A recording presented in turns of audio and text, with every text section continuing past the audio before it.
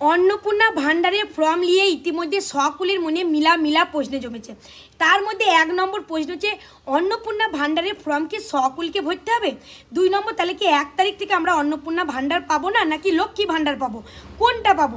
এই লক্ষ্মী ভাণ্ডার বা অন্নপূর্ণা ভাণ্ডার কাকে কাকে দেয়া হবে, কিসের লিগে নিমন্ত্রণ করা হচ্ছে, সেই সমস্ত উত্তর আজকে আমি দিতে এসেছি। প্রথম কথা বলি, এই অন্নপূর্ণা ভাণ্ডারের ফর্ম সকলকে ফিল আপ করতে হবে।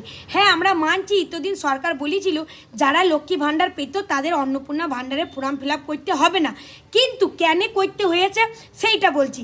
আমাদের আগের সরকার কি করেছে, 30 লাখেরও বেশি ভুয়ো লক্ষ্মী ভাণ্ডার দিয়েছে। ভুয়ো বলতে বাংলাদেশি মৃত মানুষ এবং ছেলেরাও লক্ষ্মী ভাণ্ডার সেজে লক্ষ্মী ভাণ্ডারের টাকা তুলেছে।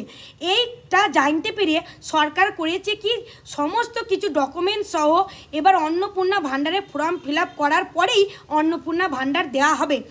তো যতদিন না হচ্ছে ততদিন সকলে লক্ষ্মী ভাণ্ডারে যে টাকা পেতেন সেই টাকাই পাবেন।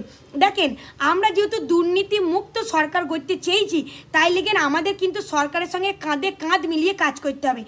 এই যে 30 লক্ষ ইন্টু 3000 যদি আমরা করি, তাহলে কত টাকা সরকারকে দিতে হবে বলেন তো? কিন্তু সরকার তো তার বাবার ঘর থেকে দিবে না বলেন তো, সমস্ত সেই আমাদের ট্যাক্সের টাকাই দিবে। তাইলে কেন আমরা ভুয়ো লক্ষ্মী ভাণ্ডার দিব? 3টে মাস হাতে সময় আছে, 3 মাসে সকলে ফর্ম ফিল আপ করে জমা দিয়ে দাও। ঠিকঠাক মতন ফর্ম রেডি থাকলেই সকলে অন্নপূর্ণা ভাণ্ডার পাবেন।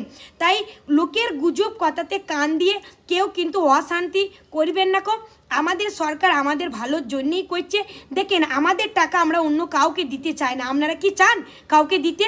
তাহলে সরকার জীবন বলছে, তেমনটা করেন। 3 মাস হাতে টাইম আছে, সকলে এই ফর্মটা ফিল আপ করেন, এ কথাই বলবো।